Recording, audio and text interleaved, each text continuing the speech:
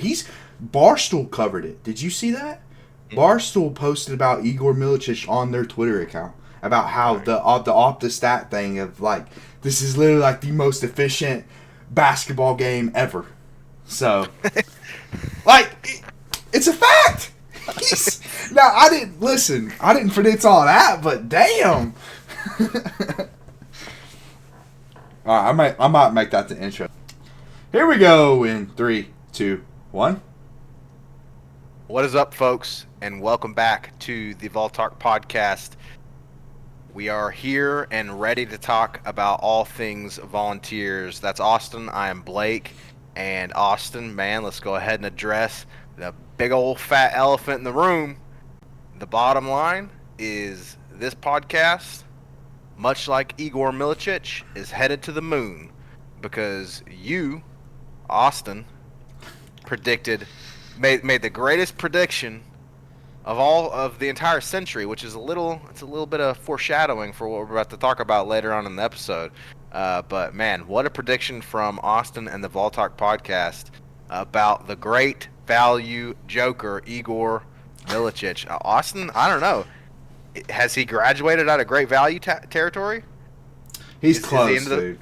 Is he into the private selections? He's close. I mean, he's close. I don't know if we win this game without him. I mean, that's how valuable he was. I mean, he was doing everything.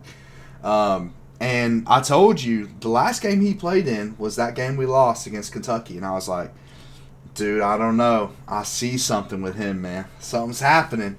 That was his breakout game. We just didn't win it. Exactly. And really, we've been talking about Igor this whole time. I said he needs more opportunities. You know, I think he has a lot of potential. He showed it in the Kentucky game, and then they let him cook again, dude. They let him cook again in this game. He was uber efficient. We'll get into that a little bit later. And we needed it, man. Like, this is a game where it was looking a lot like the Kentucky game. It was a game where we're at home. The opposing team cannot miss a shot. They're literally draining everything, regardless if we're contesting or not. They're literally just hitting everything in the first half. And we needed the offense to step up. And like in other games this year when we needed that, it hasn't happened. And it wasn't just Igor, it was Zakai as well. Zakai had a monster game. Chaz Lanier was a little bit quiet, but listen, we didn't need him in this game. We had Igor, we had Zakai, that was enough. But yeah, man, super impressed with the offenses in this game. Probably the best offensive performance of the entire season. And that's what we've been talking about, right? Is, okay, if Chaz Lanier is not draining threes, then how are we going to win? And we are starting to see the answer to that question. The answer is Igor Milicic. Folks, listen, we are eager to talk about Igor. Okay, so we're going to be getting into him a little bit more later. We're going to be getting into this big win that Tennessee just got against. It was when we recorded our last episode. It was a top 20 matchup. It turned into a top 15 matchup. Missouri was and is currently ranked 15th in the country. Good basketball team, Yeah, and we were able to get a win against them, 85-81. And so we're going to be getting into that. We're going to talk a little bit about just some upcoming games for Volunteer basketball. The next game will be against Oklahoma, coming up on Saturday, and then of course the Wildcats are up on the schedule again after that. And then we'll talk a little bit about some football news with recruiting.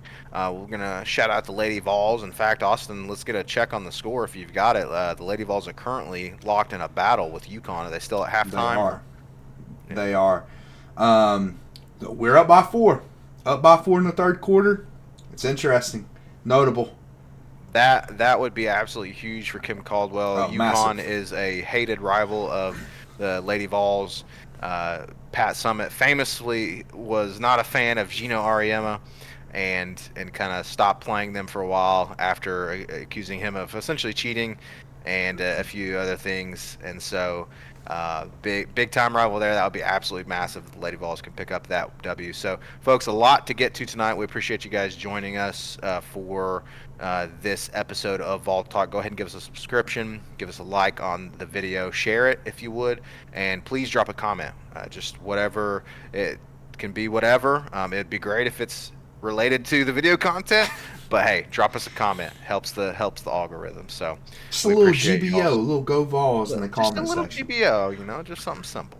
But we appreciate y'all's support. Austin, we're going to dive right into the big win against Missouri. Big in that I think it was just a big moment for this team. It was not a big point differential. In fact, you and I were talking before we started recording that, gosh, I texted you and, again, shout out to Uncle Scott, a fellow Vol basketball fan, but I texted you guys and was like, man, here comes a great big win. And I texted with like 2 minutes to go, and it ended up closer than we would have liked it to be. Yeah. But the fact of the matter is our offense answered. Yeah, really, the answer happened coming out of halftime. Like, we were down at halftime. Missouri, really in the middle of the first half, just was on fire. Like I said, they just could not miss. And it was very clear in this game that we were going to need an offensive weapon to step up and be a scorer. And in the beginning of the second half, it was Igor Milicic, dude. That's when he got to work, and he was uber efficient. Like, at some point, he was like 7 of 7, 8 for 8, I believe, at some point. And then Sakai really closed it, like, towards the end of the game, like, kind of what you're saying, when it kind of started to slip away. Sakai closed the deal. It was really an overall good offense performance, because, listen, I'm not concerned about the defense. Like, the defense is one of the best in the country. Like, I think we are, like, points per game, the best in the country, or at least field goal percentage wise. So it was just one of those games where Missouri's hitting their shots. I mean, like I said earlier, a lot like the Kentucky game, and it showed me in a game like that we can pull those out. Like, you just gotta get the ball to the right guy. I mean, the right guy, great value joker, baby. He is that guy. So yeah, man, it was a huge win. Like, at the end of the day, it was, because, I've been talking about how I've kind of lost confidence in the ability to get a 1 seed, but that's back on the table, man. Like, as far as a lot of the predictions are concerned right now, a lot of analysts have Tennessee as a 1 seed, and if we can get a 1 seed, I mean, first time in our program history. I mean, it's massive. And people are saying how some of the negative Vols, some of the battered Vol syndrome, they're saying how if we get a 1 seed, it's going to be the toughest road in NCAA history. But we'll see. I mean, at least it'll be a 1 seed, man. At least it'll be a 1 seed. Like I said, first time ever. And that's surprising, especially, like, coming into the year, there was a lot of question marks about the team. Like, you have to replace Dalton Connect's offensive production. And, I don't think they've done that, but at least they stayed at that level, right? And I mean, that honestly speaks to Rick Barnes. But yeah, man, overall big win, because like you said too, Missouri's a really good team, and they showed it in this game. So yeah, man, massive.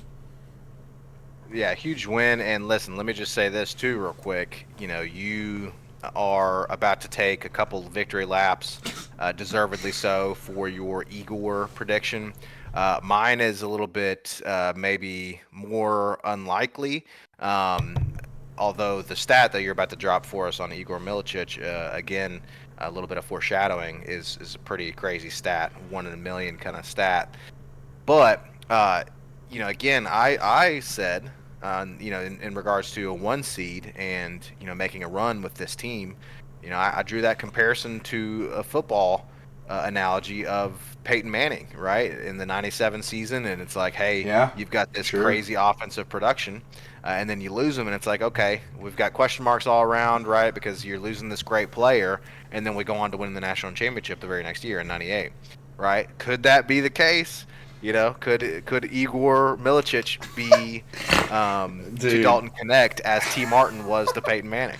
Yeah, that's interesting, because I mean, I think everyone, especially in out of conference play, would have said that guy was going to be Chaz Lanier, Yep. to replace that offense production, and he's been consistent. Like, there's been games where he has, and there's been games where he hasn't. At this point in conference play, there's been more games where he hasn't, and that's just a fact. But yeah, dude, I mean, listen, Igor, there's 2 games in a row, all right, and yes, I was shouting him out when he was scoring 3 to 5 points a game. So I do deserve a little bit of credit for that. I do. But listen, it is about consistency. And you can do it twice in a row, but can you do it 4 times in a row? Or can you do it, 6 out of 8 times? that kind of thing. But dude, he has at least proven that's in his arsenal, dude. Not everyone can put up 20 and 10 in college basketball. There's very few players who can do that. And Igor, if I'm not mistaken, he's done that 2 games in a row. If not, it's at least close. No, he was 1 point off. Actually, 1 point and 1 rebound off in the Kentucky game. But dude, it's not just the points and the rebounds, and this is why I've always compared him to Joker, because he's a big man. Now, he's not as big as Joker, but he's 6'10". He plays in the post, but he is also a great passer. He showed this in the Missouri game again, dude. He only has 5 assists on the game, but he should at least have 6. Now, only one stands out in my mind, but dude, he had, I think, an offensive rebound or something. I can't remember exactly. But he, like, across the floor, sees Chaz Lanier wide open. Chaz Lanier, that's our best 3-point shooter. Wide open. Beautiful pass. Perfect, exactly like Chaz wants it. And Chaz misses. Which is fine. You know, you're not going to hit every 3. But I'm just saying, dude, the way Igor Milicic sees the floor is unbelievable, dude. And that's what I've seen this whole time. And I also thought, with more opportunities to score the basketball, he'll be able to do that because he's an efficient shooter. And listen, he was really good in the transfer portal shooting threes, and he was kind of struggled early on in his Tennessee career shooting threes, but it's kind of swung back the other way, man. He's starting to shoot threes really, really well. And if Igor Milicic is hitting threes, bro, it's a wrap, man. There. It's a wrap, I'm telling you, because, you know, even though Chaz has been inconsistent, it still opens Chaz up, right? Because I think teams probably still have the notion that Chaz is our best offensive scorer, so most of their attention is going to go towards stopping him. Well, now if Igor's opened up and Zakai can, you know, continue doing what he's doing, then it opens everybody up, right? And it just helps the offense as a whole. What a performance. And dude, and I gotta listen, more Igor propaganda. It's not just his offense, it's his defense, dude. And that's really the difference in a guy like him and Chaz, which it's 2 different positions.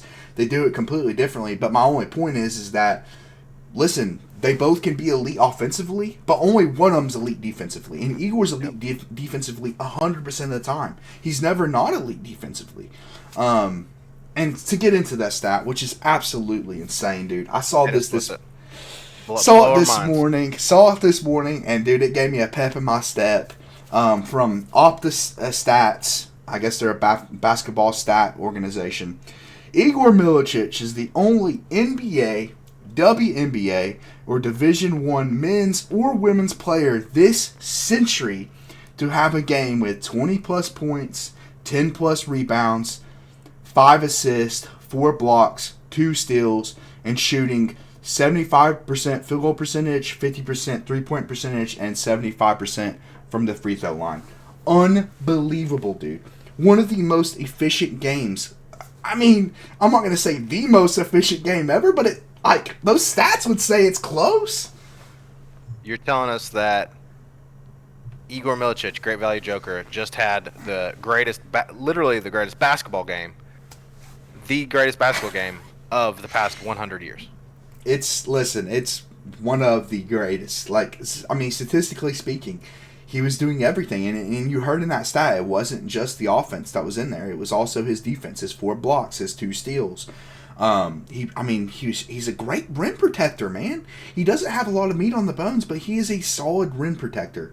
And he moves well enough where he can even defend out on the perimeter. It's not like I'm not going to trust him to defend guards, but he can at least move well enough to at least contest shots.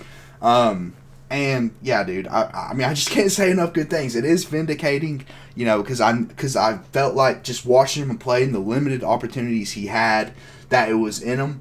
And we'll see going forward because it's only 2 games, but. Dude, if we get this player the rest of the season, we can win a national championship. That's how important he's going to be.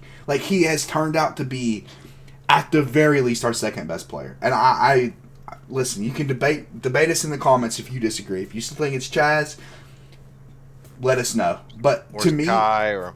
Well, I mean, Zakai's number one to me. Like, Zakai's still Right. number one, what he does defensively. And listen, he can be inefficient on the offensive side of the ball at times, but he's such an elite defender, and he can do it offensively. Okay, he's not consistent with it, but he can do it.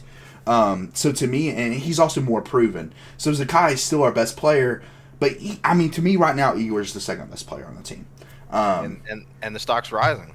Igor's It stock's is. rising. I mean, because Igor missed one game with injury, but the past two games he's been in, he's played like this, right? Apparently he was just ill in that game, so it wasn't Right. like a long term nagging thing. It was just an illness. So he's not like he's good. He's healthy.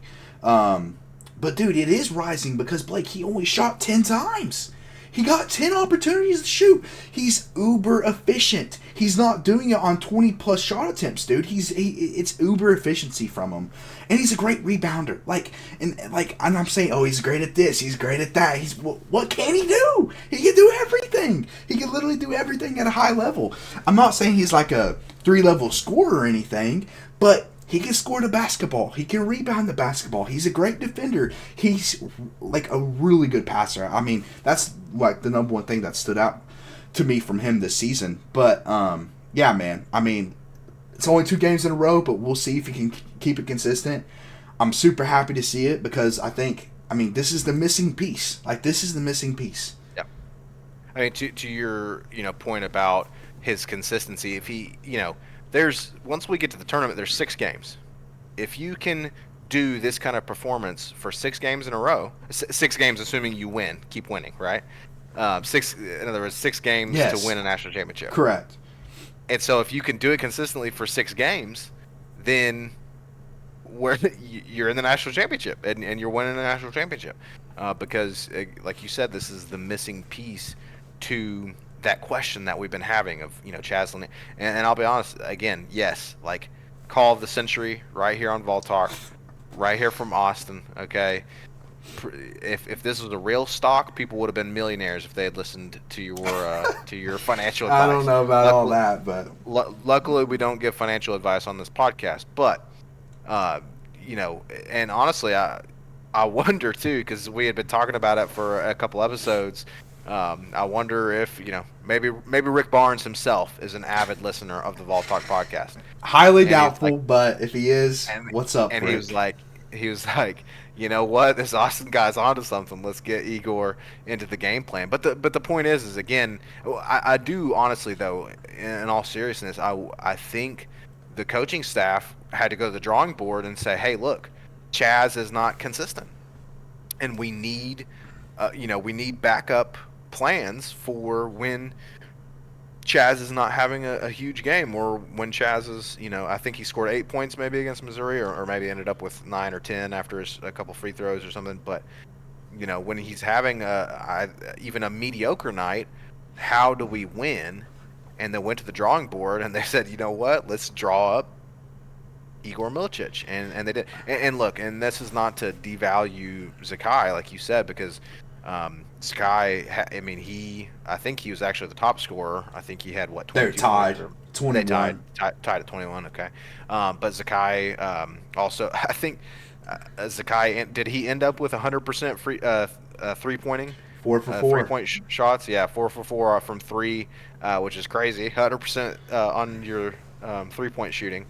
But I mean, obviously Zakai had a huge game, and Zakai was a huge piece of this win. 100%. But man, what an insane stat! And I tell you, we got to put that in the thumbnail or the title or something.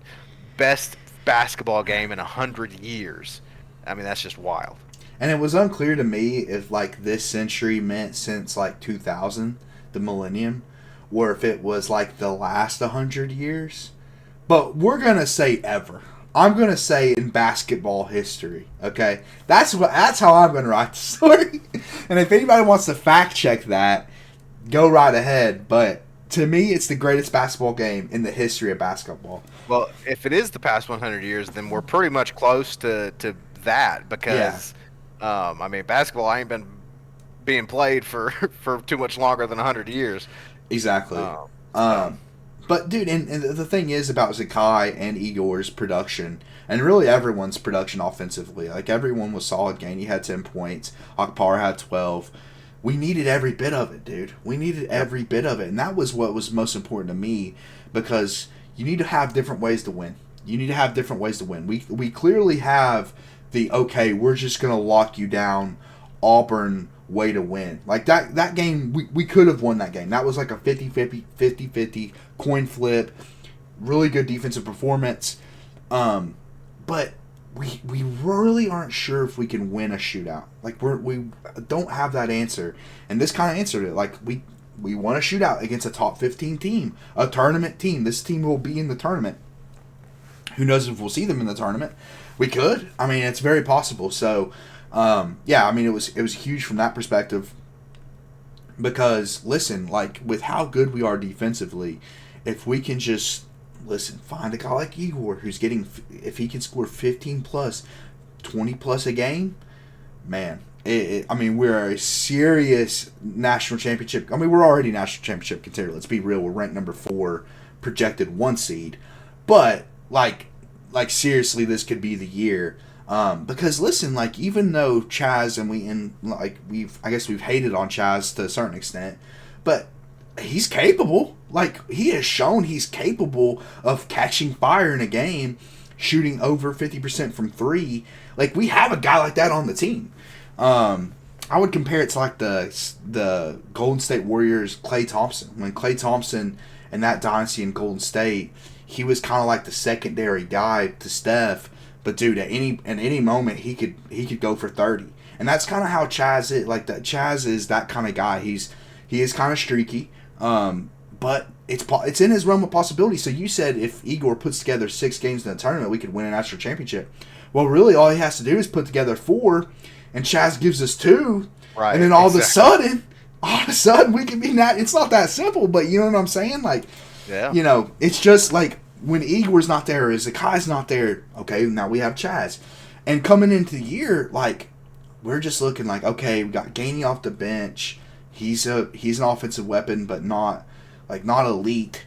Really, the focus was on Chaz. We didn't, like, Igor wasn't on the radar as far as a potential offensive weapon who can get 20 a game. But he's shown 2 games in a row against Kentucky and Missouri, 2 top 15 teams, that he's capable of doing so. So that's the story coming out of the game. And like you said, it doesn't take away from what Zakai did. I just expect it more out of Zakai, right? He's been here 4 or 5 years. It's like, I expect that out of Zakai, even though he's not as consistent as an offensive player. But, yeah, dude, I mean, huge win. But more importantly, the Igor Milicic great value joker breakout is happening. And maybe on his way up to private selection if he can put more games like this together. Folks, we're going to keep a pulse on it, because nobody more so than the 2 gentlemen who are yapping at you right now want to see that meteoric rise of Igor Milicic from great value to private selections brand. Because I tell you what, private selections joker, that is. Because, man, and just, it's been fun to watch too, right? I mean, but what a call, what a prediction. And it's even more fun when not only is your team winning, but you have your guy receipt. Your guy is coming through. Your guy's coming through, and you have receipts on the internet that you made this insane call. So cool stuff. Great game from Igor. And, you know, we've got more big games coming up. We probably won't say too much about the Oklahoma game coming up on Saturday. They're unranked, but obviously we can lose to anyone. You know, I mean, we lost to unranked Vanderbilt, and so you can't overlook any team. But you've got Oklahoma coming up, and then shortly after that, on the road. Yeah, it's at Oklahoma, and then we are on the road against Kentucky. And we got to get Kentucky back, man. We got to get Kentucky back. We cannot go 0-2 against Kentucky. Also, it could be the game that decides whether we're going to get a 1 seed or not. I know the SEC tournament is going to play a big role in that, but listen, that Kentucky game and the Alabama game coming up, that's another big one. We still have Alabama, but I mean, to your point, we have to solidify the resume. Exactly. And I think we can solidify, even if we don't win the SEC tournament. I think you can solidify your resume with a Kentucky win and an Alabama win. I agree. I totally agree with that. And like I need to get my like a good grasp of other teams and what their resumes are looking like, and like the history of winning those conference tournaments, how much of an impact that has. But yeah, I agree. Like if you win Kentucky and Alabama, I mean, and you take care of business everywhere else, it's it's going to be kind of tough to knock us out of that one seed conversation, in my opinion. Even if we get bounced in the first round of the SEC tournament. Yeah, it would be tough at that point. And now it's going to be especially nice if we can maybe revisit Auburn in this SEC tournament and then knock off Auburn. I think that would definitely solidify us. But like you said, the point is we got to continue taking care of business. So Oklahoma coming up in Norman, and then we'll head to over to Lexington to play Kentucky again. Any final thoughts on the Missouri game, or any thoughts that you've got going into these games coming up? No final thoughts. Quick Lady Vols update. They're up by Yeah. 5 going into the fourth quarter. So let's keep it going, Lady Vols. This may be a massive, like you said, a massive win for Kim Caldwell.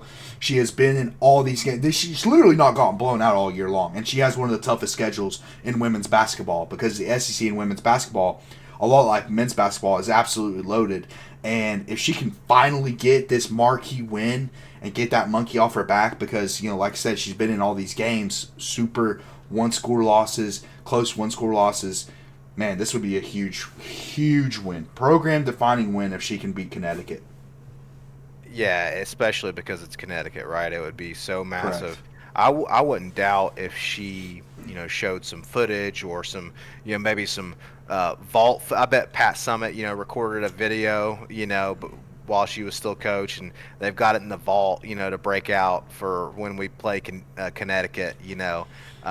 She probably pulled out some secret sauce like that, but that would. I don't know if this recording is going to continue long enough for us to get you an update on the Probably final, not. but Probably not. y'all probably not, but y'all will know the final by the time this recording drops, and so we'll be hoping the Lady Vols can pull out that huge upset. So, folks, that is your update for basketball. Again, huge win against Missouri, 85-81. And then we've got Oklahoma and Kentucky coming on the road. Currently, your Lady Vols are up by 5 against the Connecticut Huskies. And so that, again, would be a huge win. But let's shift gears, Austin, a little bit back to what most of our viewers are super keen on, which is football. Quite a bit of football news coming. Maybe not Not news quite a bit, necessarily. but a little bit. Yeah, yeah, not necessarily a ton of news, but there's stuff to talk about. Let's say that.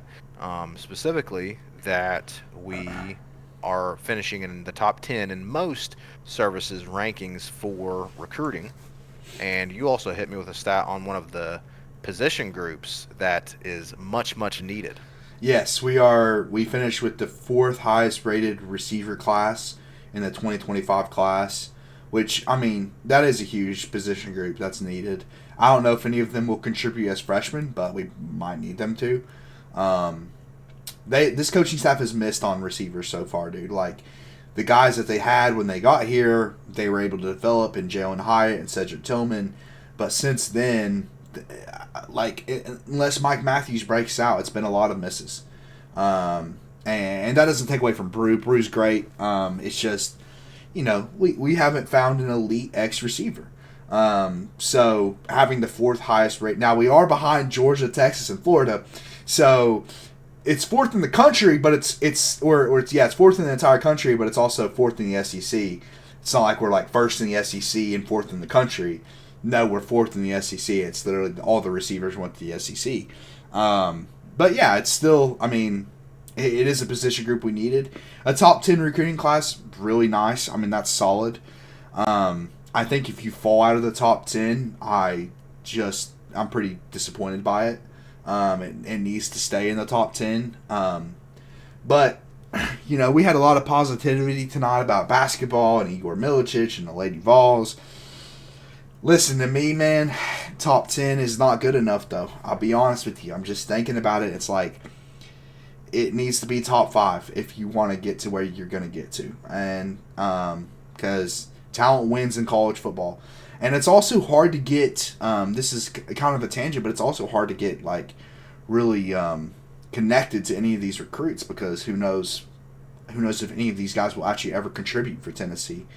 Not just get all of our playbook and then leave after a year, right? Exactly. But overall, it's again, it's solid. It's about where Heupel has been, but my conclusion is it needs to be top 5, or we're not going to be able to compete with the Ohio States or the Georgias, the Texases of the world, the Oregons of the world.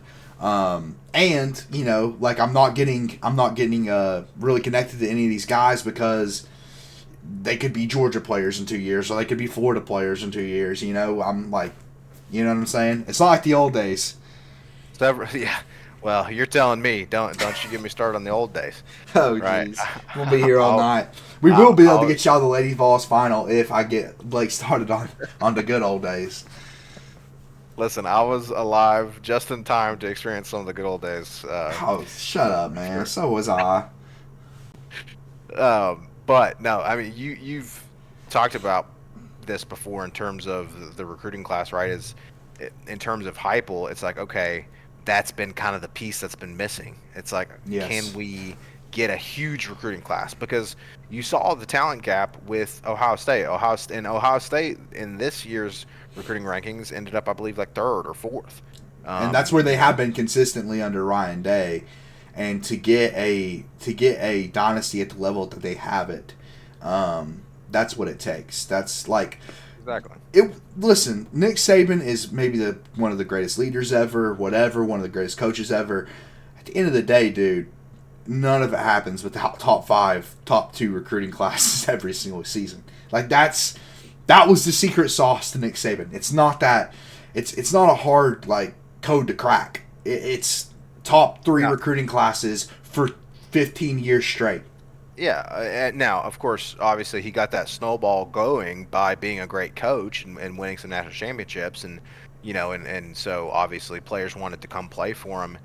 But the point of the fact of the matter is, like you're saying, is his success would start missing a beat if he didn't continually bring in those recruiting classes, because it is absolutely critical to have that top tier talent. And again, we're with a top 10 recruiting class, we can get to the playoffs, right? And especially if Heupel and his staff can continue to develop players and maybe even develop them at a higher level than they have been, especially quarterbacks and receivers. But we're never going to. Is that a dig at Nico, by the way? Was that a dig at Nico? That felt like a dig at Nico. That's how I interpreted it. The listeners can tell me if they felt like that was a dig at Nico or not. But to me, it's like they could learn to develop quarterbacks better and receivers. And you try to start like listing the positions off like you didn't say quarterback, and the only quarterback you're really talking about is Nico. So, I mean, do you have an explanation for that, or what? I do. I do. The fact of the matter is that it's not. I haven't seen it on the field yet. Ooh. Now, the 5-star, $8 million quarterback's not going to work out. Is that what you're saying? I'm saying he hasn't lived up to $8 million. All right. That's a fact. That's a fact, Jack. But I'm just clarifying for the listeners, man. That's all I'm doing. I'm just clarifying for the listeners. Clarify all the live long day. Listen, the fact of the matter is he was good but not great last year. We know that, but he's getting paid $8 million, and so my point is yes, the coaching staff, if they can raise their level of development for their players, just a little bit. It's been good but not great. I mean, this is what we're talking about, right? This is what you're trying to derail this. Okay, listen. No, I'm just listening. I think you're filibustering now, so we can get this final. Oh no, I'm not. But they are up by 7 right now. So okay, so the lead is growing. That's good to hear.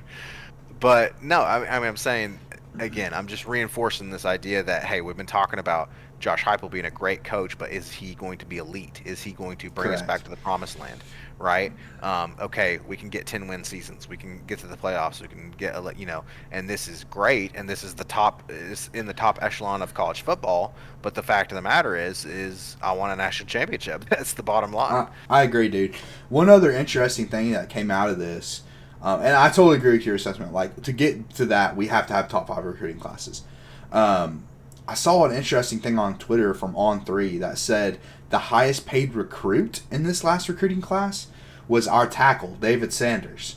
The source was a little bit weird, and I have to shout out Dakota. Dakota's been on here a few times. If you're a new listener, he co-hosted with us during the playoffs, college football playoff, that is. But anyway, he noted that the source of that was like the ACC collective.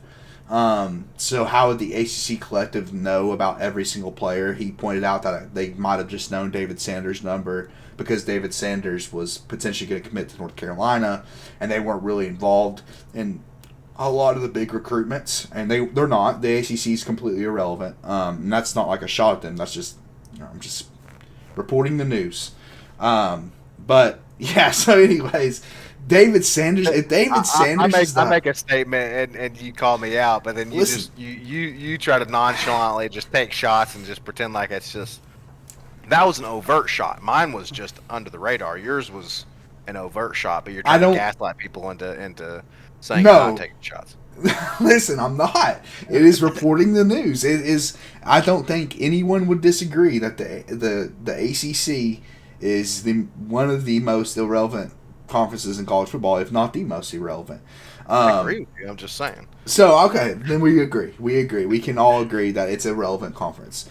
If that's true, oh boy, David Sanders better be able to block, bro. He better be able to block, dude. And listen, he's small right now. I don't like true freshmen playing at tackle.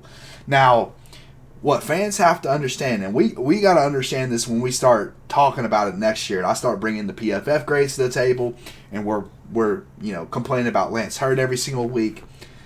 A true freshman at tackle is never gonna be good right away, people. It's literally never happened in the history of football. It's not like the quarterback position or what we've seen with receiver in college football, like with Jeremiah Smith, and he just comes on the scene immediately and he's just lighting the world on fire.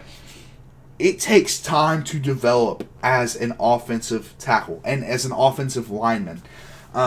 So I would be surprised if they played him as a true freshman, dude. Like, really surprised. Especially since, like, Heupel's system is unique and you have to have a super high level of conditioning. And, it takes time to get used to that kind of thing. And plus, he's 260 pounds right now. Like, that ain't going to play. That's going to have to be 320. And that's not an exaggeration. Like, that's like it's gonna have to be that much of a jump. But listen, he's also 18. He's probably gonna grow that much in a year. Like, it's not gonna. I'm not saying he's doomed. I'm not saying he's a bad player.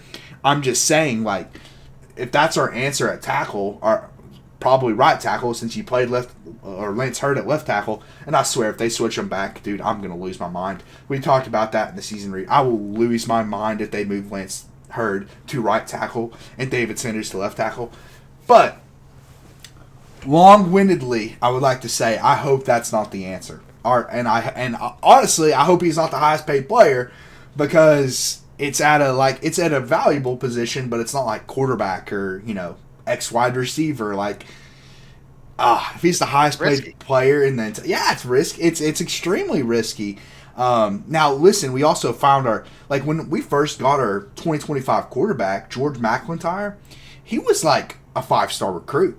And then he got hurt and didn't play in the Elite 11 game, and he got demoted to a 4-star. So, like, we got an elite QB in this class. Like, he was one of the elite guys early on. We locked him up early on. So my point in saying that is, like, we locked the important positions down. I just talked about how we, number 4 recruiting class, the receiver. But it's a big investment. And your last big investment at tackle hasn't paid off, by the way. I mean, I should say, like, I don't think we can go an episode without talking about that. But it has not paid off, your last big investment at tackle. So I hope this one does. And I hope the plan isn't to play him as a 260-pound true freshman. Really not. I mean, yeah. And to your point about it being a risk, and talking about the transfer portal. So he's not going to play as a true freshman. Okay. But what can he do after a year? He can transfer. I was just thinking that, dude. We talked about that last episode.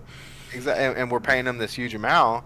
So they might feel pressure to play him. To play him, and okay, so it's either that or you don't play him, and okay, now he's not getting playing time, so now okay, I want to transfer. And surely, hopefully, they're setting proper expectations for these players of like, hey, look, you are going to be a great player, but you just like you said, you're 260 pounds right now. You're not big enough to protect the quarterback yet, and so yeah, I mean, I don't know. Obviously, I'm not a coach, so I can't speak to the difficulty of navigating that situation.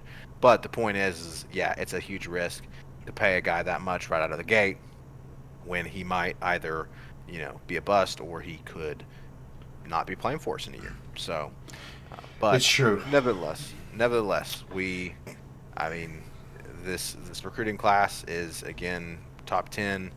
But it needs to, and unfortunately we do have to continue to play players a large sum in order to continue to grow up these rankings, And that's kind of where it becomes a problem, because it's like if we don't have the investment of an Ohio State or an Oregon or a Texas, which right now we do not have the investment of those three schools, how do you keep up? Because you have to overpay for a guy like David Sanders, which David Sanders, listen, Vols fans, I hope he's the greatest tackle ever. I'm not predicting one way or another. One thing I can't stand, this is a small tangent, one thing I can't stand is when Twitter people talk about high school players and how good they're going to be. You haven't watched a damn second of their tape, dude. Don't talk. We don't know. We have no clue. And a lot of the recruiting, like the recruiting people, like On3 and Rivals and 24/7, they don't know either, bro. They don't know either, okay? They're looking at how big the kid is, how fast can the kid run. It's not a complicated process in determining rankings and recruiting. So with that being said, don't be that guy. Don't be that guy to be like, oh, David Sanders is going to be a Hall of Famer, bro. Because we don't know. He could be the best player ever. He could be the worst player ever. We have no clue. Lil McKenzie was the last highly rated player. Exactly. Was one of the highest rated players ever to come to Tennessee. Was going to be a Hall of Famer, and then was an absolute bust. That's my point. You don't know with these guys, bro. And if we have less investment, we have to kind of put all our eggs in this one basket, or else we're not going to be able to get this one guy or one big target for the recruiting cycle. And that's kind of what happened with David Sanders. Like, Ohio State was coming in at the end, starting to push him, and I'm sure we upped the dollars a little bit. So all of a sudden, again, you're putting all your eggs in this one basket. And it kind of comes back to, when you have that big of an investment, are you going to feel pressured to play the guy? And that's, I mean, it's concerning. That is concerning to me because, like I already talked about, I don't think true freshmen should ever play left tackle. I think that's a stupid idea. Or right tackle. It doesn't matter. So, yeah. I mean, risky. We'll see how it plays out. Hope he's great, though. I do. I really do. And he should be, but we'll see. And it is nice. It is nice that we beat out Ohio State for a recruit they wanted. But, like you said, they've got a much larger pot of money because they've got a much larger alumni base and rich alumni. Of course, Oregon's got the Nike owner or founder or whoever. So yeah, Phil it's Knight. a tough landscape, and again, that's why, in my opinion, the coaching staff also has to. Even though it's all about the money nowadays, the coaching staff still has to be able to offer something additional other than the money, right? The coaching staff has to be able to say, hey, look, you're going to come in, you're going to get developed by us into an NFL caliber player, and we're also going to win. Obviously, people want to win as well. So that's a really good point, dude, because like it's not all about the money. We say it's all about the money, and we we complain about that, and listen, a large part of it is about the money, but when you don't have as big as an investment of Ohio State or Oregon, then you have to be able to show and prove and convey to recruits that you are going to be able to develop them into NFL talent, and you are going to be able to, hey, listen, it's like we talked about last episode. It's like the short-term gratification versus this long-term, like, legacy and way more money on the line in the NFL. And, you know, I think a lot of these kids should start thinking, obviously, more long-term. And hopefully Heupel and, you know, and the coaching staff can develop these guys into NFL talent. Quick, Lady Vols update. I feel like, dude, listen, there's a lot of free throws in a basketball game, so maybe not. Minute 20 left. Lady Vols have the ball up by 2. It's getting tight. No. It's getting tight, man. No, it is getting tight. They are. They did, dude. They did. Well, we just missed the 3, but we got a rebound. Okay, well we're not going to go into a play-by-play of the Lady Vols game because this episode is going to post the next morning, so it's going to be old news, and hopefully it's not heartbreaking news. I know, man. Yeah, I don't know. Yeah, it's definitely going to be longer than a minute 20. It's probably going to be at least like 5 or 10 more minutes. So I don't know if we can draw out the episode, but we'll see. We'll see. We'll see what we can do. Yeah, we'll see what we can do. But because it would really would be a massive win. Yeah, it would be. When it comes to Lady Vols basketball, beating Connecticut is equivalent to beating Alabama in football. So we always want to get that win. But yeah, this again, recruiting class. Okay, it's great. We finished in the top 10, but ultimately our assessment is in order for Josh Heupel to continue to ascend and show us that he can be elite, then we need to be able to recruit a little bit more early. I mean, because you know, am I mistaken? Did Florida not end up ahead of us, or maybe they were close. They were also in the top 10. So yeah, and then you know, just a couple other schools where it's like we need to be up there with the and Alabama, right? Alabama still came in with like a top 4, top 5 recruiting class, you know, and we are beating them on the field. So why can you not beat them on the recruiting trail? Yeah. Listen, you don't want it's too early for me to get into Alabama slander, although I'm always down for Alabama slander. Never too early for that. But the time is coming, brother. The time is coming. That's not going to last very much longer. When they go 8-4 this season, that'll be done, and Kalen DeBoer will be fired, and they'll be fighting for a top 20 recruiting class. Time is coming for them. Because they don't have the investment, bro. I'm just letting you know right now, they are, dude. And listen, I don't know if I would support Nick Saban for college football commissioner. I probably would, because overall for the game, it'd probably be better. But there's a reason a lot of these Alabama people are like, we got to do something about NIL. Because they ain't got the NIL, bro. They ain't got the money. Right now, it's all on Nick Saban's coattails, dude. That's the only reason they're getting players. And if NIL is the main factor, that Bama's not getting them, bro. Like, we have more money than Alabama. So, again, I'm just reporting the news. All facts, no opinion, no slander on Vol Talk. It is 100% fact. 100%. There's no bias involved whatsoever. This is 100% no bias reporting from Beyond Vol Talk. Yeah, from a podcast entirely about the Tennessee Volunteers. Austin, I know also, I just remembered we want to talk briefly about a little bit of baseball, so maybe that will filibuster us until the end of the Lady Vols game, which I see you checking incessantly. I am checking it. Don't tell me we're behind now. We are not. We're up by 2. Okay. But, so yeah, I am checking it a bunch, which also we could have ended this episode. I didn't expect to talk about football so long, but I could just talk about football all day long, so you get me off on a tangent. But baseball. Talking about for 20 minutes about. Yeah, I know. On like 2 topics, we brought 2 topics to the table and we talk about it for 20 minutes. But baseball season's coming up. Baseball season, and I'm extremely excited for baseball. I'm actually really into basketball now that my guy Igor's doing what he's doing and we're winning.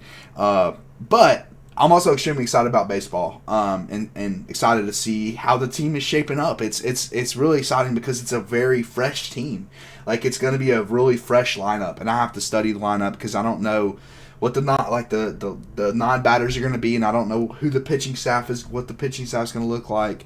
So I need to research all that. But I'll tell you a little bit about the staff. Okay, let's hear it. The coaching staff. You know that Kirby's on the staff now, right? Oh yeah, I did see they hired Kirby on, which is awesome. They got the stash on the staff. So yeah, we are excited about football, or about baseball season, and we will be running episodes kind of concurrently in terms of basketball season and baseball season, right? Because basketball season will still be going on. Obviously, by the time we are starting to get knee deep into baseball season, we will be still waist deep in basketball season, and we'll be kind of waist deep in March Madness. And so we're going to be covering, again, as always, everything. We're going to be covering baseball and basketball at the same time. And we're pumped about it because baseball, reigning national champions. How can you not be pumped about that? It works really well, though, the timing, because the out-of-conference baseball schedule is not that interesting. We'll definitely cover some of it. We'll cover how the lineup's shaping out and things like that. We play in one out-of-conference tournament that's kind of interesting, but outside of that, it's not a lot of interesting tournaments or games. But it lines up nicely because SEC play in baseball starts around mid-March. So even though we'll be focused on basketball heavy in March, we can start, again, like you said, transitioning to baseball. And it should be a decent transition. But yeah, I definitely want to talk about that a ton. And then, of course, when baseball ends, it'll be football time. So all year round, baby, 365. No shortage of Vol talk, baby. It is 365 days out of the year that we are producing some talk about the Vols. So yeah, excited for baseball season. It starts. Does it start right on Valentine's Day? Right on Valentine's Day, first game. Luckily, they got it starting at I think they have it starting at 4 or maybe 2. Either way, I hope they have it on SEC Network Plus. I will be tuning in. I got heavy into the baseball. Actually, funny enough, I got heavy into the baseball team last year. Before they went on their run, I was watching during the regular season, and I kind of got into it the year before last during the tournament, and then we lost in the tournament to Paul Skeens. Very tough matchup. No one was beating LSU that year. But yeah, I mean, listen, should be a fun baseball season. Returning Hunter Inslee, that's the big returner. Hunter Inslee, probably, I don't know, he might be batting first in the lineup. We'll see. But yeah, Valentine's Day should be good. Should be fun. Yeah, hopefully the game ends before Valentine's Day start because. Oh, you're talking about this Lady Vols game? Oh, no, I'm not talking about Lady Vols. I'm talking about the baseball game. I'm talking about hopefully the game ends before the Valentine's Day or Valentine's dates start because as long as I can see opening pitch, I'm good with that. I'll be watching during work. Hopefully my boss ain't listening. I'll be watching baseball during work. That's a fact. You're telling me you ain't got your boss to subscribe? Why is he not an avid listener? Oh no. Oh he will not be getting the ball talk codes. All right, we got to wrap this up. This game is taking way too long. So many fouls. Give us a final update. 30 seconds left. 78-76. The Lady Vols have the lead. And I believe they have the basketball, and if they don't, I'm a little bit worried. Well, that is the final update. Again, everyone's going to know the score by the time they watch this anyway, but for us... I think people like our live reaction, dude. Listen, we got the ball, we're holding the ball. They're not fouling. Why are they not fouling? Okay, maybe we should play this out, dude. It's so close. Do you think we're good play-by-play, guys? This is kind of like a live episode, but it's not live. Yeah, I know. You're going to have to tell me what... we got a bucket! We just got a bucket! 80-76 with 11 seconds remaining. I'm just going to end it on a happy ending there. We end up winning the game, and if we don't... You heard differently. It's 11 seconds. We're not going to foul, so they're going to go down and try to get a bucket, right? Yeah, we're good, man. We won. No matter what happens, we won. What, are you watching on ESPN? Oh yeah, I'm watching right now. I've been watching the last 10 minutes while we're rambling on about baseball. Is it not 80? Do they call a timeout? 80-76 with 11 seconds left, and yes, I believe UConn took their final timeout.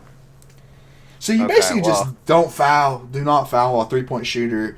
You don't want to give up a quick layup either, but yeah, because then they could foul and get the ball back. So exactly. I think we're gonna take it. I think we're gonna take that as the closer to the episode, man. 80-76. Maybe they end up with 78, but Lady Vols, huge win, man. Huge win for Kim Caldwell. Unless we jinx the crap out of this, that's right, too. Yeah, it's still under an hour. We're fine. We're fine.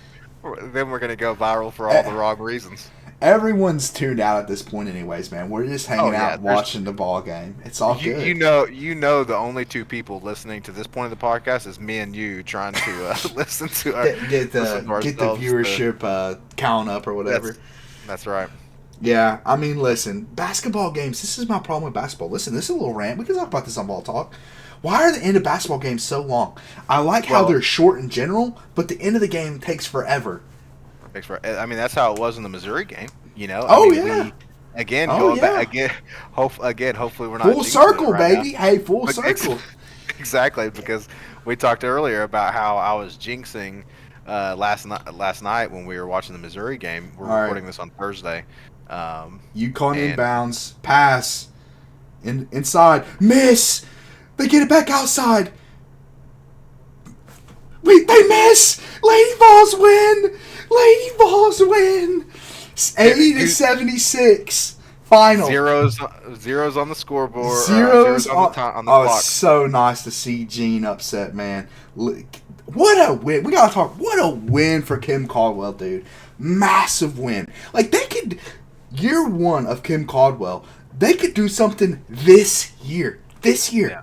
Not next year, like this year. That's how good they've been.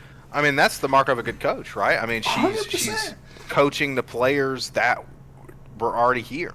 I mean, she is just a coach. So, I mean, that's massive. 100%.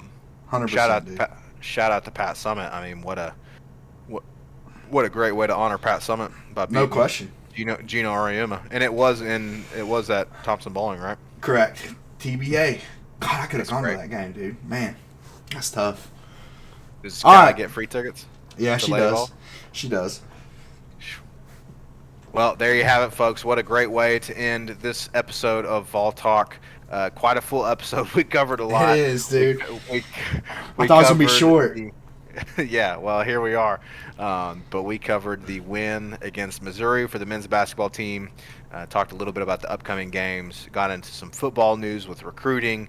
And then we just broke live for us, but after the fact for you all, did a little live reaction to the Lady Vols winning against Connecticut. Absolutely massive win there. So good stuff, Austin. Any final thoughts before we close her up?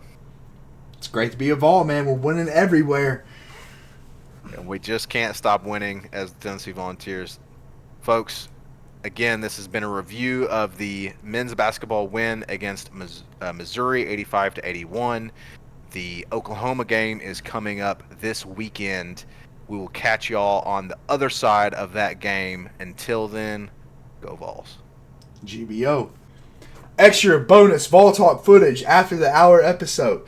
Right after we're done recording, I get a tornado warning. Listen, this is the commitment.